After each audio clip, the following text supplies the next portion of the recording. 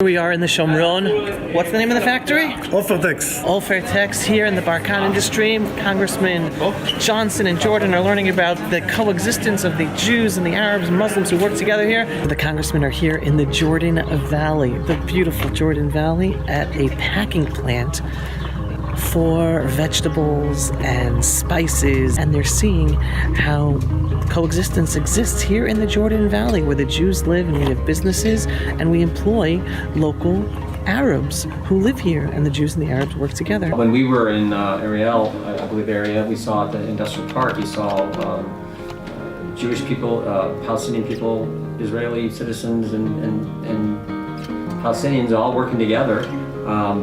And making a great product that's sold around the world. And the idea that, that somehow that something bad's happening there is just ridiculous. You hear in the U.S. about how the Palestinian or Arab people are, oppressed in these areas and they have these terrible lives. And none of that is true. We didn't see any of it. It's quite the opposite. People seem to be thriving, working well together. The various parts of the country and throughout Judea and Samaria where we went, there's this great cohesion of the people, with Jewish people and the Arabs together, the Palestinians, Israelis working together, literally working together, celebrating together, as going to family events together. And then they have this extraordinary economic growth and development going on here, which shows the Palestinian people that, that there's something to this. And so I think the people who are closest to the situation have the most tolerance, and the people that are furthest on these college campuses in the U.S. who are getting fake news. Can I use Trump's phrase, fake news, right? That's what they base these decisions on, and they need, if they could be here and see this, if everybody had the opportunity to take one of Ruthie's trips, to see this for themselves, it would make a huge difference, I think, in perception. So for the Palestinian workers, just the same as Israeli workers. So the minimum salary here would be the same as a factory in Tel Aviv. The cheapest worker cost us $2,000. $2,000. You can imagine that our competition is goods coming from China and Pakistan and India. Thank you very much about the visit. It's very important visit because these days we stand together against the lies, the war of lies.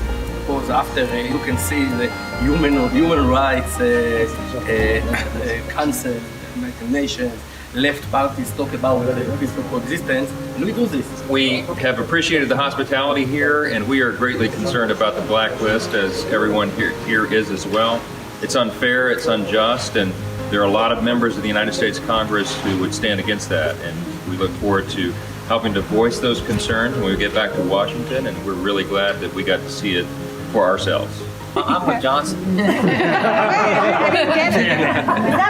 We met with ministers and high officials in the government, and to hear their perspectives on many of the things that we are working on back in the United States Congress was just really encouraging and powerful, and we have lots of messages to bring back home. Congressman Jim Jordan and Congressman Mike Johnson just left to meet with Prime Minister Benjamin Netanyahu. So looking forward to hearing about that, but won't be able to tell you about it or any of the details. But that's it. Looking forward to a great day. Okay. Here we just visited the tomb of the patriarchs and matriarchs in the holy city of Hebron, connecting with the Jewish heritage. And here you see me, New York-born Jew. You just listened to Yishai Fleischer, Russian, then lived in New York. Ruthie, you're meeting all these Jews who have returned to their homelands. What are the thoughts in your head where you see American Jews who are here living in Israel, connecting with the heritage of the Jewish people? It's so meaningful for us who just appreciate our Judeo-Christian heritage, but to be here with Jews who are our friends from our homeland, and to experience it with you guys makes it all the more special to us. And my wife, as you saw, she was moved to tears inside of there because of what it means to us, and we're a relatively young attachment to the faith, right? So it just makes it all the more special. So we're glad we could be with you guys. It's been an amazing trip. What's this, our 4th day, I think. 5th time in Israel, 3rd time here to Shiloh. And it's amazing to see the changes that are happening. I guess it's been probably 4.5 and then 6.5 years ago when we first came. So, it's obviously the story of Hannah, when she prayed for it, God answered her prayer. This is a special place to all kinds of I personally like to encourage come and visit. It just brings the Bible to life and just the land. I mean, people are so welcome and so good to everybody that's shared in our trip. It's been very memorable. Always will be.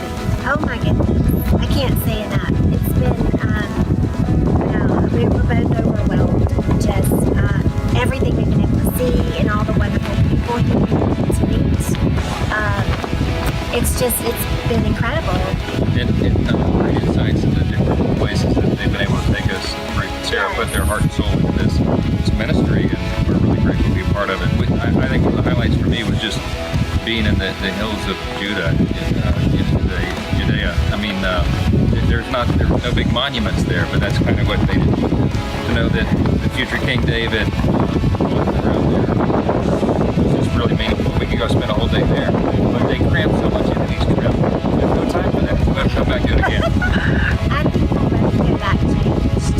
Yes, definitely. I want to thank Ruth, Sarah, Avi, and everyone here who brought those important, influential leaders from Congress. For us, for the Israeli government, it's very, very important that leaders from all around the world, especially from our biggest ally, the United States of America, would come here to experience with their own eyes what's happening here, the reality of the brave settlers here, to how to encourage the coexistence with the Palestinians. This is something that is strengthening the state of Israel. It's strengthening the United States of America. Thank you all. Here. We have our guests here telling us that they're so happy to be here because they don't usually come to the beautiful sites. Special place. Well, we regard Israel as being our closest and most important ally. I think I could speak for many members, if not most all the members of the United States Congress, and it's been a great honor to be with you, and we know how busy you are, and this has meant a lot to us. It's been very educational, and we're going to bring this message back to our colleagues for sure.